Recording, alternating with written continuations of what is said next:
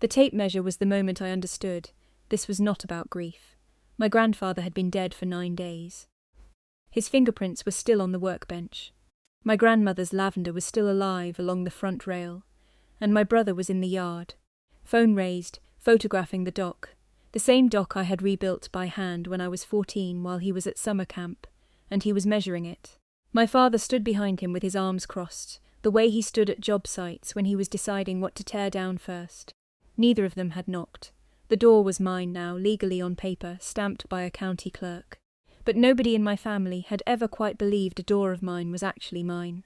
I parked the car and got out slowly, and I let what I was looking at teach me everything I needed to know about the next 6 months of my life. My name is Mara Calloway. I was 37 when my grandparents died, 37 when I inherited everything they had ever built, and 37 when my family came to take it back. What they did not know, what none of them knew, is that my grandfather had spent the last 2 years building something they could not measure with, a tape or photograph with a phone. He had built a trap, and he had baited it with exactly the kind of money my family could not leave alone. This is the story of how I learned what family actually means, and it starts not with a will, not with a reading, not with a lawyer in a grey suit. It starts 3 days before the crash. In a voicemail my grandmother left that I almost deleted without listening to. She called on a Thursday. I was in the middle of a 12-hour shift, coordinating logistics for a regional food supplier, spreadsheets up, radio on, half a cold sandwich on my desk. Her number lit up, and I let it go to voicemail, because I told myself I would call her back that evening. I did not call her back that evening. The voicemail was 40 seconds long. I have listened to it probably 200 times since. She said she and Grandpa were flying to a wedding in the mountains, old friends, 50-year friends, and she was calling to say she loved me, and that she hoped I knew that I was the best thing that had ever happened to that old lake house. She laughed a little at the end. That was the whole message. The plane went down the next morning in a fog bank over the ridge. I found out from my cousin Dana, who found out from my mother, who had apparently known for 2 hours before she told anyone outside the immediate family. My brother Callum had already texted 3 people asking about the estate before noon. I sat in my car in the parking lot of my office building and I played that voicemail. Once, twice. 40 seconds of her voice and the faint sound of my grandfather laughing at something behind her. They were flying to a wedding. They never landed. And somewhere in the next 4 hours, while I was still sitting in that parking lot, my family had already begun dividing the house. The reading was 8 days later. Marcus Webb had been my grandparents' lawyer for 30 years. He was compact and precise, the kind of man who double-knotted his shoes and meant it. He had served alongside my grandfather in a war neither of them discussed, and there was something in the way he sat, absolutely still, completely unhurried, that told me he had been in rooms where things came apart before, and was not frightened of this one. My mother came in wearing black and carrying a typed list. I did not know what the list was. I would find out. My Uncle Denny sat beside my father, both of them in the front row, arms crossed in the same unconscious mirror. Callum was beside them. He had already texted me that morning. We should talk before this, I had not replied. Marcus opened the file. He thanked everyone. He said my grandparents had been clear-minded people who had taken great care with this document. Then he began reading. He read my name. He read it again. And then a third time, and by that point the room was not breathing, and Marcus kept going in exactly the same even tone, like a man who had been told to build a firebreak before lighting the match. The estate, the lake house, the land, the accounts, every account, sole heir. My mother's typed list slipped off her knee. My uncle said, out loud in a law office, "That's not legal." Marcus looked up. He said, "I assure you it is." And then the room came apart in the specific airless way that rooms come apart when the thing everyone assumed was already settled turns out to have never been settled at all. The number was $43 million. I want you to understand that I did not feel rich. I felt like I was standing at the centre of a storm that had been building for years without my knowing, and the eye of it had just arrived directly over my head. My father walked out. My mother asked for water she did not drink. Callum went white around the mouth, and then went very, very still, in the way people go still when they are already calculating. Marcus waited for all of it to run through the room the way you wait for a wave to break. Then he looked at me over his glasses and said there was one more item, a letter, handwritten, from my grandmother, for me alone, to be read when I was ready. I nodded. he said, "and I will remember this until I die. Your grandfather also wanted you to know that he trusted your patience more than he trusted anything else about anyone in that family. He said you would understand what he meant when the time came." I did not understand yet, but I would. My mother found me in the parking lot. She did not come at me hard. That was never her method. She came at me soft, which was always more dangerous. She took my hand in both of hers and looked at me with eyes that had gone wet on cue, and she said, "We need to take care of each other, baby." That's what they would have wanted. Her grip was gentle. Her eyes were not. I had 8 years of military logistics behind me, 6 of them coordinating supply chains in places where the wrong read of a situation cost lives. I knew what it looked like when someone was managing you versus when someone was talking to you. "I know you're hurting," I said. "Me too." I got in my car. In my rearview mirror, I watched her walk back to my father and Callum, and the 3 of them were talking before she reached them. Heads close. Her hand moving in small, decisive gestures. They had already moved past grief. They were in the planning stage. The question was whether they knew I could see it. They didn't wait long. 4 days after the reading, my mother called a family meeting. Her words, in the formal dining room of my parents' house, the one they used for holidays and interventions. I went because refusing it only delays things, and delayed things tend to arrive at worse moments. She had arranged the room like a mediation. My father at the head. Callum across from the seat they had left for me, far end of the table, facing away from the door. My Aunt Patricia in the corner with a yellow notepad. My mother stood. She laid out, in calm and reasonable language, how the family intended to manage our inheritance. Her word, our. The house would go to Callum for the children. The investment accounts would settle a business loan my parents had taken. A loan I was hearing about for the first time at this table. A portion would be set aside, her phrase again, set aside, which she did not explain. Then she looked at me. "We just need you to do the right thing," she said. "Sign the transfer, let the family heal." Every head in the room turned toward me with the specific patience of people who believe they are waiting on a formality. I let the silence sit for a moment. Then I said, "I haven't finished reading everything yet. Give me a few days." My mother blinked. That was not the response she had prepared for. "Mara, a few days," I said, and I buttoned my coat and I left. Behind me, the room erupted. I walked to my car through the sound of it, and I drove to the lake house, and I sat on the dock until midnight. And I started making a file. Here is something nobody tells you about families that run on pressure. They require a target that is already flinching. The moment you stop flinching, they have to recalibrate. And recalibration takes time, and in that time, people make mistakes. I was a logistics officer for 8 years. My entire job was making sure the right information reached the right place at the right time, and writing down everything, because in complex operations, memory is the first casualty. So I documented every message, every call, every visit, every comment about what Grandma and Grandpa would have wanted from people who had never once called them on a random Tuesday just to ask how they were doing. I dated everything. I made copies, I kept the file, and I waited, because that is what logistics teaches you. You do not move until you understand the full shape of what you are moving through. The full shape revealed itself on a Wednesday, when my Aunt Patricia called to give me what she called a heads up. She said the family was prepared to contest the will on grounds of undue influence. She said a lawyer had been consulted. She said it would be easier for everyone if I simply cooperated before it reached that stage. I asked her calmly to spell out the grounds. She described a narrative. Elderly grandparents. One estranged granddaughter who had reappeared in their final years. Suspicious proximity to the signing. I had not been estranged. I had been pushed. There is a difference. But I also knew that the truth and what a legal fight would cost were 2 entirely different conversations. Then Patricia made the mistake that changed everything. She sighed and said, "Look, your mother cannot afford for this to drag out.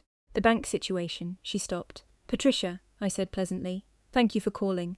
I hung up and wrote it down. Then I called Marcus.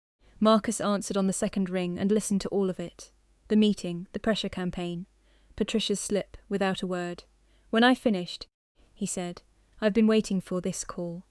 He walked me through the will the way you walk someone through a fortress. 2 witnesses. A recorded signing. A physician's letter dated the same day, confirming both my grandparents were fully competent, fully informed, and fully voluntary. An undue influence claim, he said, carries the burden of proof on them, and they had nothing but their feelings. Then he told me about the clause. My grandfather had inserted a no-contest provision into the will. Anyone who challenged it and lost would forfeit whatever small bequest my grandparents had left them. $18,000 each to my father, mother, and brother. A gesture of grace my grandfather had built in deliberately. He called it a test, Marcus said.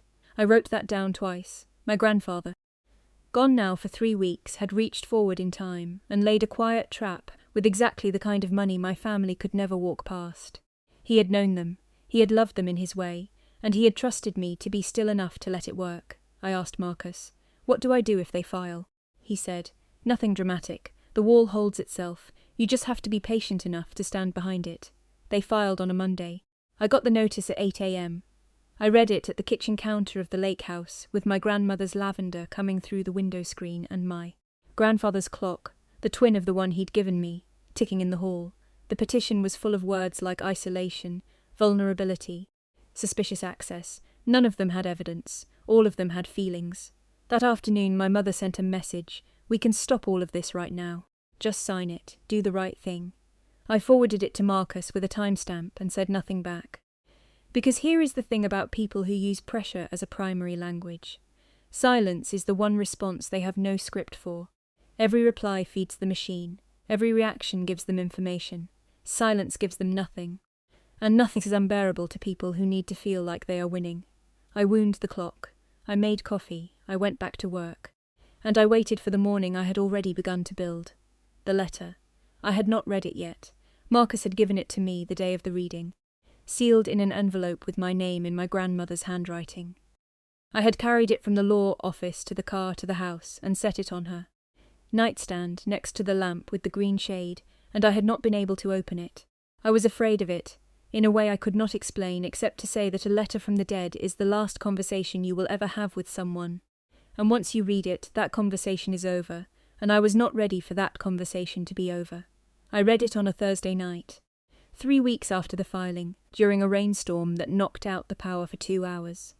By flashlight, sitting on her side of the bed.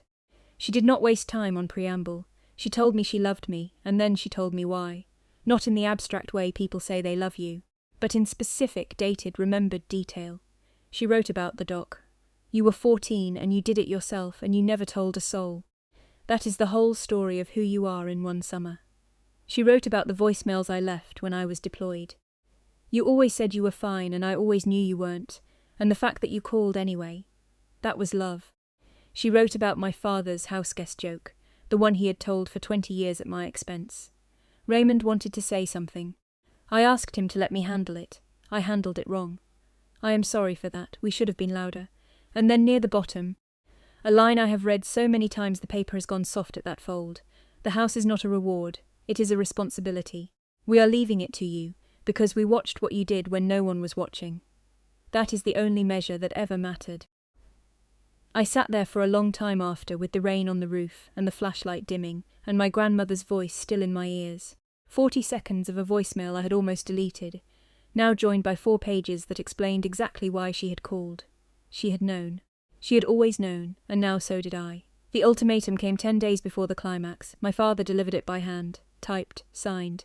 The precise no-nonsense format of an engineer, who had always preferred documents to conversations. He gave me a date. He told me to vacate. He stated that if I did not, the family would handle the transition themselves and let the court settle what followed. He had it completely backward. He believed that whoever was physically inside the house at the decisive moment would hold the advantage. He had spent 30 years in construction. He thought about property in terms of succession, not paperwork.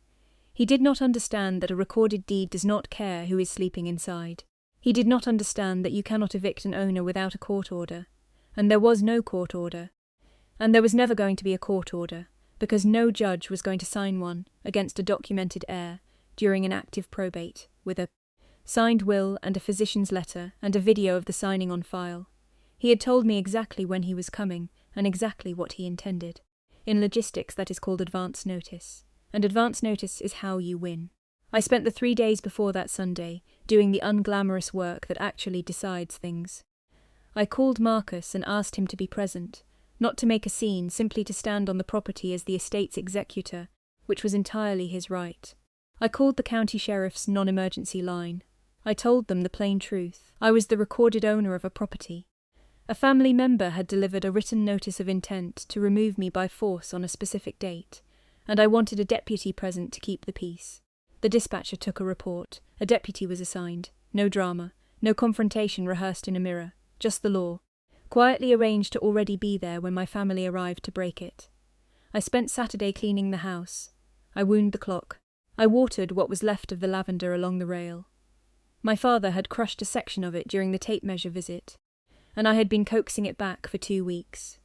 I made coffee for the morning and set the document folder by the door and went to bed. They came at 9, first my father's truck, then a rented box truck, diesel engine clattering, then my mother's car, then my aunt's, then 2 cousins who had clearly been brought along to lend the whole thing a feeling of consensus. My father got out first, looked at the house the way he looked at job sites, and started toward the porch. I was already standing on it. He stopped at the bottom step. He used the height thing he had always used. He said, "Get your things, Mara. We are done waiting." I did not answer him immediately.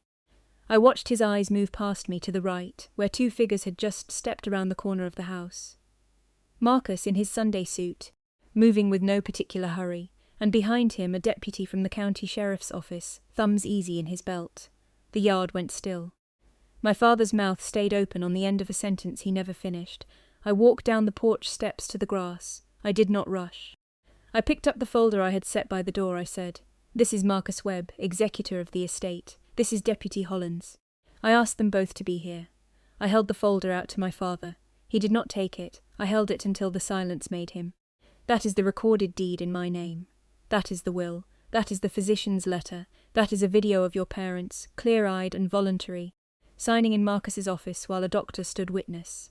Deputy Hollins spoke without heat. "This property is legally hers. There's no court order here. Any attempt to remove her or her belongings from this property is trespass. The truck leaves." My father turned red.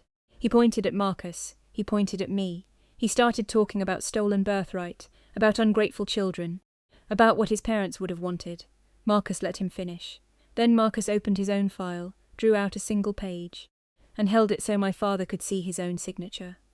"When you filed that petition," Marcus said, "you activated a clause Raymond put in this will specifically for this situation. If the challenge fails, and it will fail, Gerald, there is a video. Every bequest he left you is forfeit. You came for $43 million. You are going to leave having lost the $18,000 he still, even then, wanted you to have." My mother made a sound I had never heard from her, something that had nothing to do with strategy. My father had no reply. There was none to have. And here is the thing I need you to understand about what happened next, because it matters more than the legal outcome. I did not feel triumphant. I watched my mother sit down on the bottom porch step, my grandmother's step, and put her face in her hands. And I saw the woman she actually was underneath the campaign, frightened, broke, humiliated in front of cousins and a stranger with a badge. She had bet her house on money that was never hers, and she had lost, and the foreclosure was already in motion. I walked over and crouched down beside her. I said, quietly enough that only she could hear, "I'm not going to save the loan. We both know why. But I'm going to give you a name and a number, and if you use them, there's a path that isn't the bank." She did not thank me. I did not expect her to.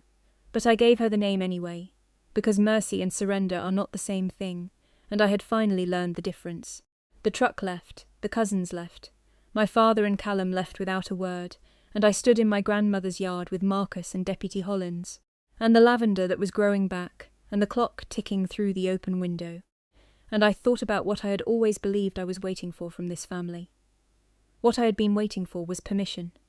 Permission to belong. Permission to stay. Permission to matter. And I understood, standing there, that the permission had been issued 2 years ago in a lawyer's office.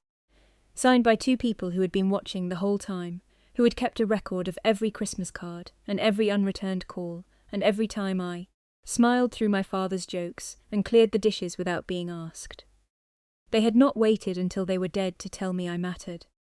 They had told me in the only language that could not be argued with later. They had written it into law. 3 months after that Sunday, I stood up at the community centre and told the town what $43 million was going to do. Scholarships for local kids. Roof repairs for the older folks who had given 60 years to that community and could not climb a ladder anymore. And a veterans' transitional program, because I knew what it was to come home, to a place that loved you, and still didn't quite know how to reach you. The lake house would be the centre of it. A long table, an open door, a porch where someone would always wait for the full answer when you said, "How are you doing?" I hung my grandparents' photograph back in the hallway, next to the clock, in the spot where the light hit it right in the late afternoon. And I wound the clock the way he had taught me, 2 full turns, steady tension, the way you do when you want something to keep running. The petition was dismissed 4 months later. The hearing lasted 40 minutes. The no contest clause held exactly as my grandfather had designed it, and the small bequests passed into the foundation. It felt like the last piece of something clicking shut. My mother did not use the name I gave her. She lost the house in November. I had warned her. I had given her away, and I have made my peace, the hard kind, the permanent kind, with the fact that some people will drown, holding on to their pride, before they will reach for a hand they have decided to resent. My father I have not heard from, I do not expect to, Callum. 3 months after the baby was born, he sent me 2 words, "I'm sorry," just that. I looked at it for a long time. I thought about who he was at 32 versus who he could be at 40. I thought about my grandmother's door, neither locked nor flung wide, just unlatched for whoever is ready to do the work. I wrote back 4 words, "The lake is here." I have not heard from him since, but the door is what it is. I still live at the lake house. I still wind the clock every morning, 2 full turns, the way he showed me. Some nights I sit on the dock he made me fix when I was 14. Not to punish me, I understand now, but because he knew what I was made of before I did, and I listened to the water move against the wood, and I let the sound of it do what he always said it did. Teach you everything you need to know about persistence, if you listen long enough. There is a voicemail on my phone I will never delete. 40 seconds. Her voice, and somewhere behind her, him laughing at something I never heard. They were flying to a wedding. They never landed. But everything they built is still here. Everything they loved is still here. And the door, I make sure of this every single morning, the door is open. Not flung wide, not locked, just open. The way they taught me a home should be. For whoever is ready to walk through. If you have ever been the person in the room who smiled through the jokes and cleared the dishes and told yourself it didn't matter, this is your sign that it matters, that someone saw, that patience applied with precision is the most powerful thing in any room. Share this with whoever needs to hear it, subscribe, and I'll see you next time.